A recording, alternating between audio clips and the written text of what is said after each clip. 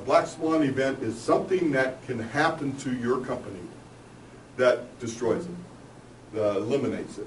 It could be, for example, it could be a pharmaceutical company that loses all its patents. And then suddenly now they have to compete in an open market. It could be an automotive company that has to recall all its products multiple times. It could be enough to take a company under. So black swan events can occur. You may never see one in your lifetime, but when you're doing your strategic plan, you ought to sit back and say, what are the possible black swans? And how can I do something to detect it and do something to avoid it? I experienced the black swan when I was with Northrop Grumman, or actually Litton Industries at the time. The electronic industry was going nuts. You had healthy growth from about 96 steady all the way up to 2000, and then it went nuts. It almost went vertical. It was irrational, but it was there. It was the telecom market. Cell phones were coming out, and all the cell phone manufacturers and the infrastructure manufacturers wanted to get market share, so they bought everything. Whether it meant logic or not, they bought anything and everything they could get. So us being a supplier to that industry, our demand went crazy. It was irrational. I never did figure out what that guy was doing, but it was an irrational market, but it was there and it was real, and companies are making fortunes. One of the companies at this time, I was at this point in my career, I was managing a portfolio company, about 12 companies. One of them was Airtron, and Airtron made gallium arsenide wafers. And gallium arsenide wafers are used primarily in the transmitting part of your cell phone. So it was a substrate that could handle power, whereas silicon substrates for integrated circuits could not. So we made gallium arsenide wafers. It starts by growing a crystal, actually growing a crystal, and then machining the crystal into a wafer and then delivering it to the customer, who then processed it with integrated circuits. We had two main competitors, Sumitomo in Japan, who supplied gas wafers to the Japanese telecom market, and Freiberger in Germany that produced it for Europe, and we, Airtron, were the primary producers for the American companies. Now, Freiberg and Sumitomo had announced major capacity improvements. Sumitomo was going to add $100 million to their capacity. Freiberger was adding 80, because the market, from all the analysts, said this is what's going to happen. Here's 01, here's where we are today. Holy cow, this market is going to continue without any interruption, was going to continue to grow. And if we didn't add capacity, we were going to be out of the ball game.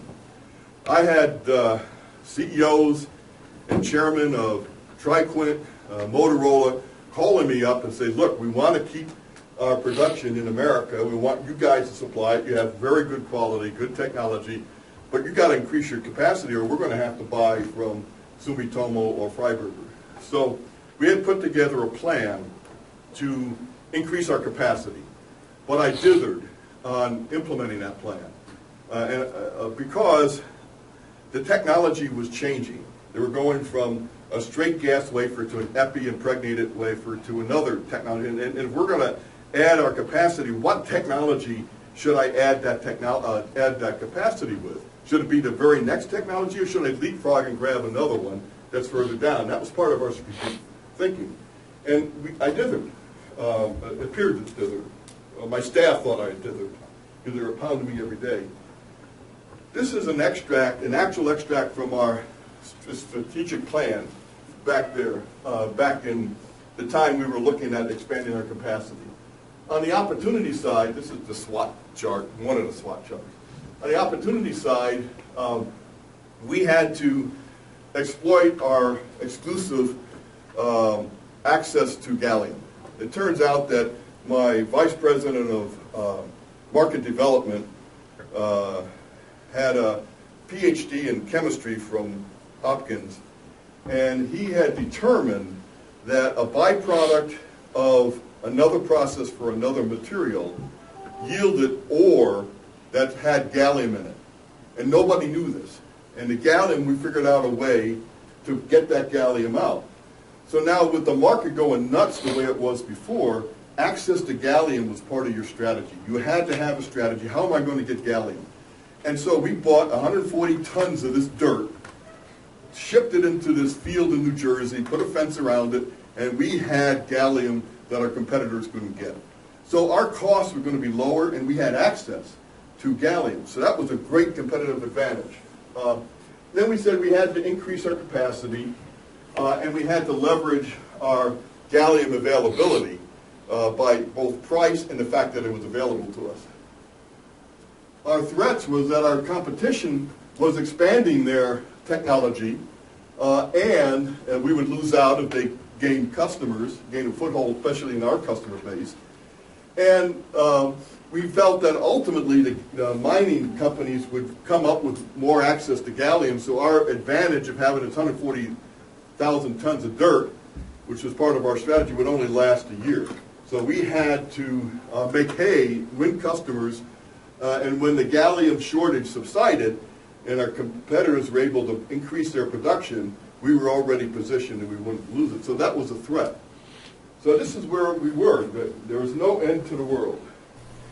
But then the crisis occurred.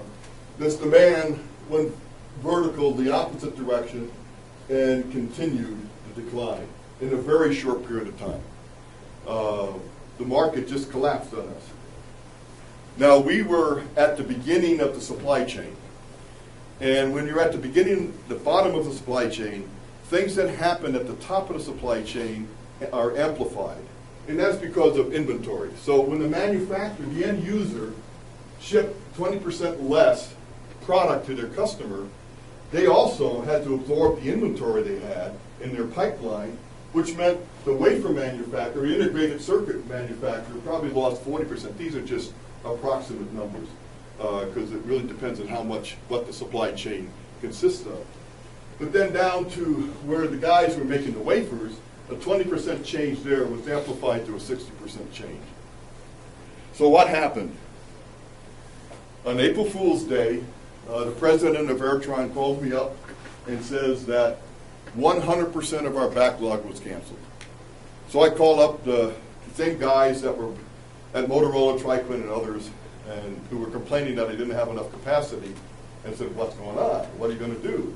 I have production in process. You got to at least buy that. And they said, nope, you ship anything, we're going to ship it right back, and we'll see you in court. Oh, okay. So our backlog went to zero, and that was our black swan. Now, people anticipated that nothing like this ever lasts forever. But if we go back, we were responding right here to this. People said, oh, it's going to recover, but it never did. So we anticipated from our intelligence, which we used to garner for our strategic planning purposes, said that this was probably going to happen. And so we said, what do we do? We have no work in our factory, none at all. Now, we had been developing additional technologies. Do we have time? How long is it going to be before we get more orders? And the customer is saying, oh, in about 3 or 4 months, we'll put more orders. Well, I could probably survive 3 or 4 months. But I don't think it's going to be 3 or 4 months. I think it's going to be 18 months. And so what we ended up doing, we sold the company. We sold the assets of the company. We were dead in the water, and there was no way to recover.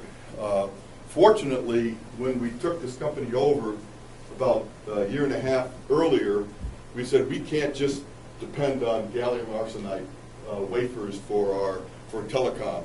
And we started developing other wafers, other crystals that would be used for LED markets, which were more diverse than gallium arsenide markets. And we had developed some good technology, had some equipment. We were in the engineering development stage, but we could not get it to market in time to be able to save the company. So we touted our capability, our intellectual property, all the equipment we had, and we sold the company for a pretty good price. But we lost the business.